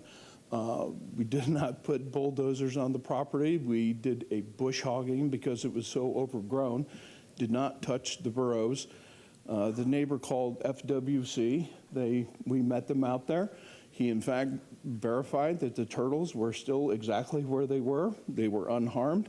In fact, if I remember correctly, the FWC officer went back to them and he said if you wage a complaint to them, again, that's unfounded, he's going to do something in regards to them. So I just wanted to touch base on that. Thank you, sir. Barry Birch with Dream Custom Homes. Thank you for listening to us. My address is 14109 Angle Road, Hudson, Florida, 34669. In fact, what he did reiterate that, or I'm trying to, the FWC was called, I believe, 3 times, and that's how that had started, where he said, well, if they get called again, they will complain or they will fine them or something for whatever they were going to do. There is documentation with FWC on this. And furthermore, we appreciate them trying to maintain the buffer that they're in reference to. However, what they're doing is they're illegally dumping it on my property. I have huge mounds of their clippings, and they have huge palm trees and everything else, huge piles on my property. I've addressed this. They actually, when I personally was out there, they came onto my property and got very confrontational where I have video. They told me to stop videoing. They got very confrontational with me. They had composting 100 feet onto my property, and they were feeding animals on the backside of my 10 acres. Got in my face on my property, and my wife was there. I'm one of the owners, and did not feel comfortable, was very close to calling the police, and I can provide that video if anybody needs that. We're trying to improve the overall area. It's very overgrown, and there is no buffer that is being deleted from their property in any way, shape, or form. Thank you for your time. Thank you, sir. Commissioner Wilstel? Thank you. Mr. Grady, can you just confirm they're trying to do 7 single-family detached subdivision on this lot, correct? Correct. They're doing 7 single-family detached subdivision per the approval. And just to clarify regarding the request, yeah, the buffer is not being removed. It's just going to be included as part of the lot. And again, that's why the applicant agreed to those enhanced setbacks to mirror what would, if the property line were at 20 feet off, then they would have to have a 35-foot setback. And so that's the purpose of this, is to allow it to be included within the lot, but it would still be function as a buffer. Thanks. And can you just confirm, I'm reading the modification that was approved in 2006, MM05-0791, that currently exists on this lot. It says in the approvable conditions on line 1 that it's already entitled to 46,000 square feet of neighborhood commercial and 7 one-acre residential lots. That's correct. So what they're doing is already entitled? Correct. I'll move for approval. Can we get a motion to approve? Commissioner Wilstel, second. Commissioner Miller. Commissioner Cohen. Briefly, just for the record, they can't just bulldoze the gopher tortoises. They do have to relocate them, correct? That's correct, and that would be regulated by the state. The county does regulate significant wildlife habitat. I've confirmed this is not a mapped habitat area. However, if we inspect it and determine that this is a area that would support a viable gopher tortoise population, then there are preservation requirements for the habitat. But you're correct, they cannot simply bulldoze the gopher tortoises, and they would need to have a permit from the state in order to relocate. Thank you. Commissioner Wilstel. And also, just real briefly, and for the neighbors' benefits, I don't remember which page I read it on, but they still have to go through the EPC's wetlands requirements after we do this, correct? Is that what I read in there? Correct. Nothing in here would authorize any impact to anyone. Okay. Okay. Got a motion and a second. Please record your vote. Motion carried 7-0. Next item. Commissioners, that brings us up to agenda item F5. This is rezoning PD 25-0587. Again, this is the Athens University Community Hospital that's located on the east side of Dale Mabry Highway at the northeast corner of Dale Mabry and Hamilton Avenue. The request is to expand the hospital to bring in a parcel on the north side of Hamilton Avenue, ostensibly to provide for additional parking in the form of a parking garage.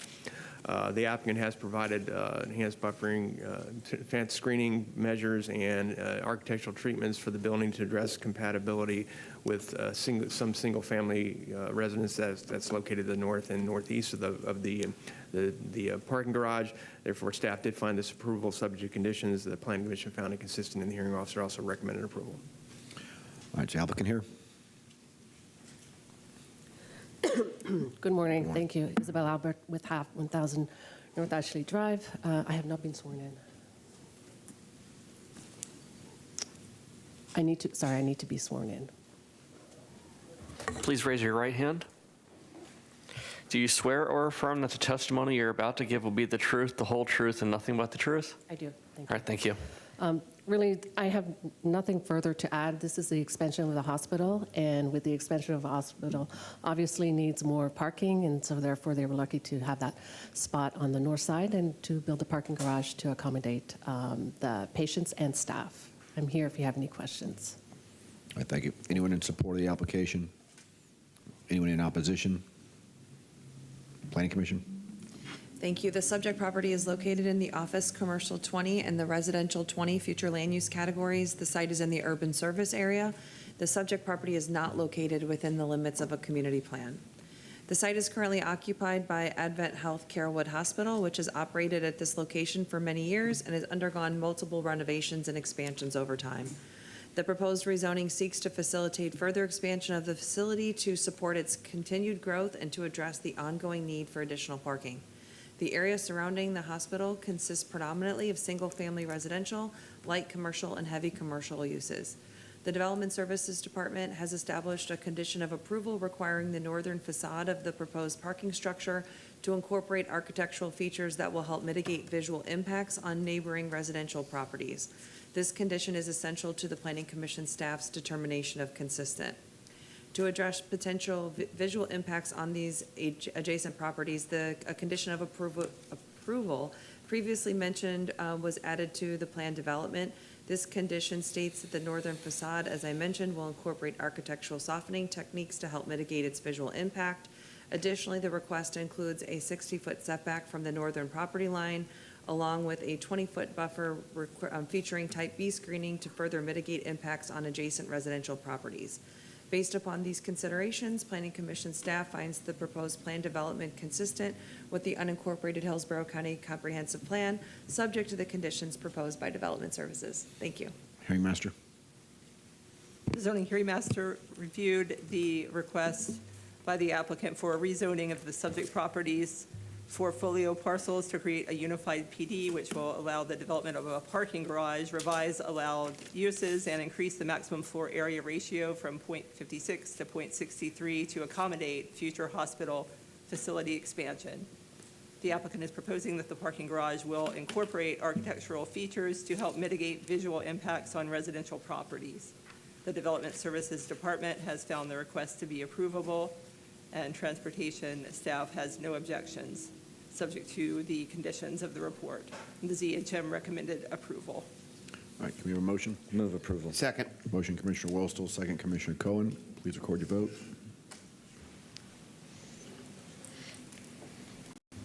Motion carried 7-0. All right, Mr. Grady. The next item is the monthly update on the Live Local projects. So we've provided that report, and I would note there was 4 additional applications received since the last update, and we're available for any questions. All right, Commissioner Welstel. Thank you, Mr. Chair. As all of us know, it would be illegal for any of us to intervene in any of the approvals of these, but this new Live Local Act does not prevent me from using this microphone to rant and rave about how absolutely atrocious the Live Local Act is.